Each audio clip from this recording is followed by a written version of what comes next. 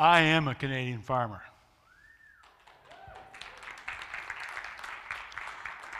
I am a Chatham-Kent farmer.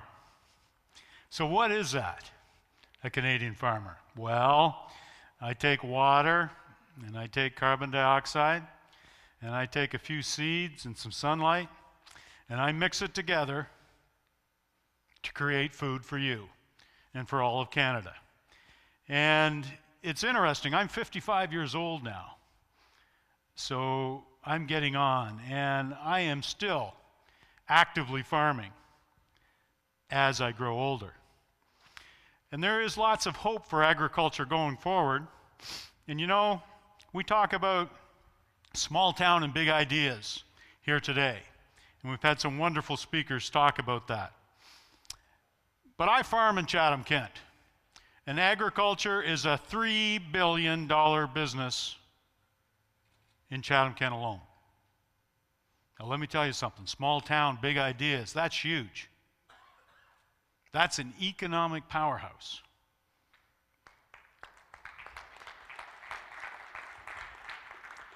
That's an economic powerhouse that we have here in Chatham-Kent. And I feel privileged that I'm able to come and speak to you tonight about that. It's interesting. I get to speak about agriculture, generally agricultural economic prices and futures prices across Canada. So agriculture and food is always top drawer to me. It's always top drawer. I think about it a lot. But every night, people go to bed never doubting in Canada that there will be food in the refrigerator in the morning.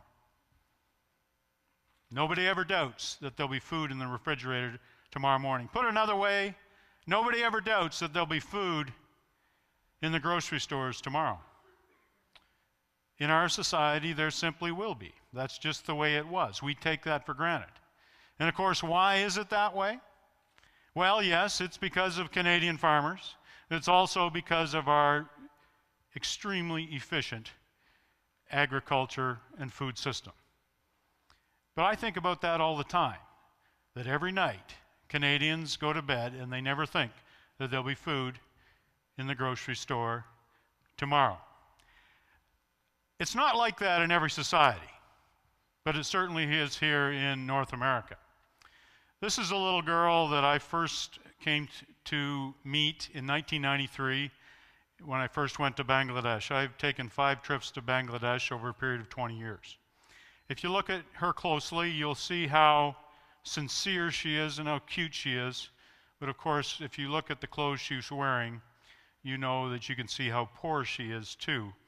And that's just an example of a little girl that she went and got us soft drinks to make enough money to go buy food for her family. It's just an example in one society how food is not taken for granted like it is here. Yes, I could go get my own soft drink, but that wasn't the point of that at that time. It's just an example of a society where food isn't taken for granted and people do think about what they have the next day. But in Canada, in Chatham-Kent, it's not like that.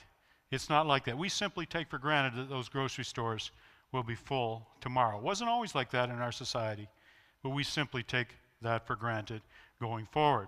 It's interesting, we have about 91,000 food processing jobs and 193,000 secondary jobs in Ontario. Sorry for the spelling mistake on that.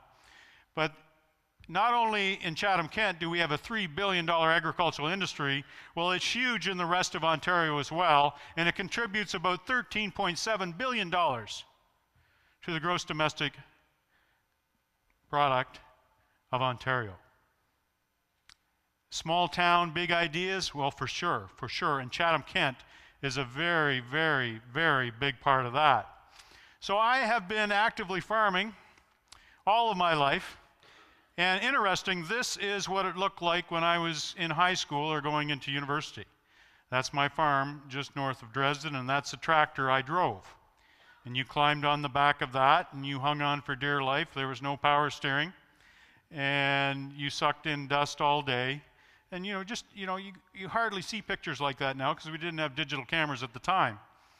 just see what it was like at that point. But things tended to go on. Believe it or not, this is me, long hair and bow tie. It was as groovy as you could think it could be back in the day. And I got 1 degree, and then I went and got another one in agriculture, and I've been able to do many, many things as I farm near Dresden. This is actually a protest I led in Ottawa, 10,000 farmers in front of me in 2006. And over the years, I was given the opportunity to write about agricultural economics. I've written my weekly column in agricultural economics every week on Thursday night for the last 28 years. That's hard to believe, but it is what it is. And then I've been given an opportunity to write about agricultural futures prices over a period of time, and I've got to where I am today, which is I'm a senior citizen. I ordered off the senior menu for the first time last week. And that's what I produce in Chatham-Kent. We produce lots of corn, just some pictures of the things I do on my farm, the beautiful bounty, part of that $3 billion that we have here in Chatham-Kent. But you know, I wrote a column this past year, and the name of the column was Actively Growing as I Grow Older, because I've been farming for a long time, a very long time, and things aren't quite like they were 28 or 30 years ago. You remember the guy with the long hair and the bow tie? Those days are gone. You know, 30's like a speed bump, okay? 40 is like a rite of passage. But let me tell you something, after you pass 50, you really start thinking. You know, all my life I was going to farm this way or that way, or I was going to do this. Someday I was going to do that. Someday I was going to buy that tractor. Someday I was going to go there. Someday I was going to do this. Someday I was going to do that. And then you get to be my age, and you wake up, and it's not Monday or Tuesday or Wednesday. It's someday. It's finally happened. My body feels differently. Everything feels differently. You're a lot older than where you used to be. And as a farmer in Chatham-Kent, a lot of us have to answer that question because our average age is going up. When does someday come along? When are we going to have a chat with ourselves? Well, I've been lucky enough to be able to travel and to do some other things. This is me actually lecturing to a class in Bangladesh a year ago, talking about linking agricultural markets. So there's some good things happen to you too. But in agriculture and in farming in Chatham-Kent, there's only one thing I can count on. There's only one thing I can count on, and that is change. That's the only constant we have in agriculture. That's the only constant we have as farmers in Chatham-Kent is change. That's the only thing I can depend on. This year is different than last year, and the technology moves ahead, and we have to change with it. And over a period of my career, that's what I've had to do. You remember this picture? Remember, this was me going into university. Look at that tractor. Well, look at this tractor that I bought this year. This tractor drives through its field by itself. Okay? It steers by GPS, run by satellites through the field. The computer screen you see is mounted in my tractor, and I go through parallel lines through the field. Okay? That's the type of change that I face. That's over a career, I will admit that. But that's the type of change that we have to deal with.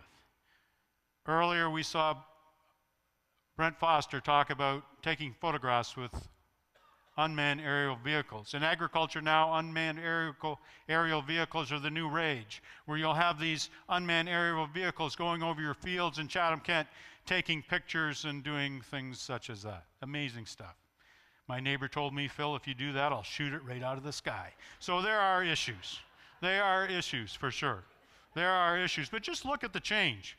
And look at this guy in the field, okay, with my tablet computer, walking and tweeting from my field, because I do find Twitter indispensable to me as a Chatham-Kent farmer. But of course, nothing is ever so good it can't be improved. I live by that.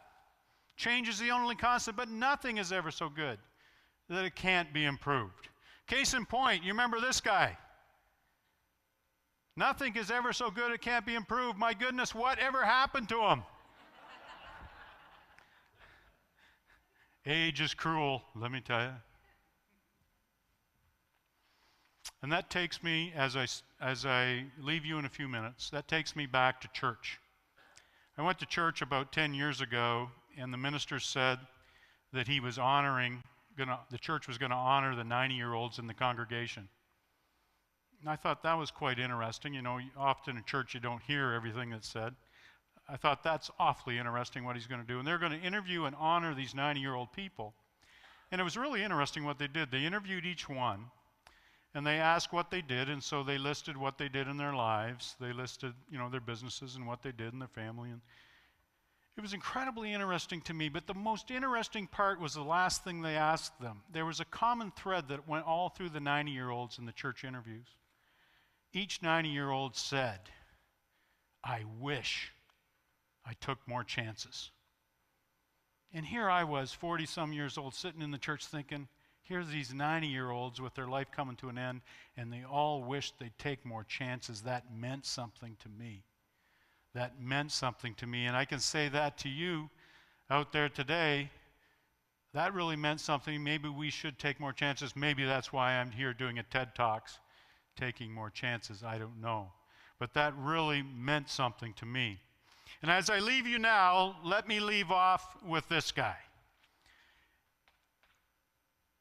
In the years 2000, I went back to Bangladesh for the second or third time that I was there. And my colleague and I were taking a trip down to the mangrove forest at the bottom of Bangladesh on the Ganges Delta.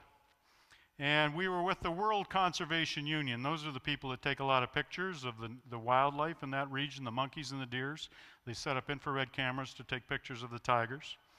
I felt very fortunate to go, so my colleague and I, we floated down the boat all the way down there to the bottom of the river, and we were with the World Conservation Union, and they had gone away to take pictures of the wildlife. My colleague and I, unfortunately in that part of the world, we had a digestive problem, so we had to stay in the boat. So it was the captain and my buddy and I. The captain came down and he said, do you guys want to go to the shore? Do you want to go to the shore to look at the wildlife? Well, we thought that was kind of a good idea. We were feeling a little bit better. The only problem was there's Royal Bengal tigers there, and we didn't have a gun, and I'm scared of farm dogs, and I was a little shaky with going to the edge because of these animals here. Long story short, I got on the boat, and we went to the shore. We got to the shore, and we had to walk over to a watchtower over here. Now, I'm at the shore. We have to walk over to the watchtower. We could climb up, and we could look at the wildlife. So we landed, and I'm nervous because I know these animals here. You never see them. So I'm walking along, and I'm looking away, and I get to be out here, and my buddy says, Phil, give me the camera, there's a tiger. I get the camera out, and click. One of only 6 known pictures taken by amateurs of the Royal Bengal tiger. And he was from here to there, well, here to the wall from me, huge thing. In fact, he gets bigger every time I talk about him. But I'm scared. I'm up in the watchtower, and I'm thinking, okay, what am I going to do? The tiger's going to come up here. He says, Phil, the tiger won't come up here. How does he know that? So we took those pictures. The tiger went back in the bush. He went back in the bush, okay? The only problem is I'm in the watchtower. I got to get back to the boat. I'm a scaredy cat. I don't have a gun. The most thing I could do is hit him over the head with a hammer or a camera or something like that. So the bottom line is I'm very nervous. I have to go back to the boat. I start walking toward the boat. Looking back in the bush. I got to the boat, and I'm here to talk to you today. But let me tell you something. That tiger's back there right now telling all his tiger friends about the big white guy that got away.